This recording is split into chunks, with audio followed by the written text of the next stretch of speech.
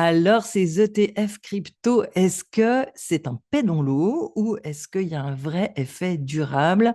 Est-ce que c'est déjà pricé ou est-ce qu'il y a encore un potentiel de montée des prix? Alors, on a des réponses, hein, on a pu l'observer concrètement. Lorsqu'il y a l'annonce qu'on va avoir un ETF, d'abord, c'est juste une demande d'ETF. Ensuite, il y a plusieurs étapes à remplir et là, ça fait monter les prix par attente, expectation, comme on dit. Et là, l'arrivée de l'ETF, elle est pricée en avance. Et ensuite, quand il arrive pour de vrai, comme c'était déjà pricé, l'effet sur le prix n'est pas phénoménal sur le moment. Après, la montée du prix dans les jours et les semaines qui suivent, ça va dépendre des news internationales, ça va dépendre de la liquidité qu'il y a sur le marché. Donc, le prix, il aurait bougé de toute façon dans un sens ou dans l'autre, mais le fait que les ETF existent, ça facilite l'achat ou la vente pour les gros comptes institutionnels qui ne veulent pas être eux-mêmes leur propre banque et prendre soin de leur propre crypto. Et c'est justement cet effet-là sur les très gros comptes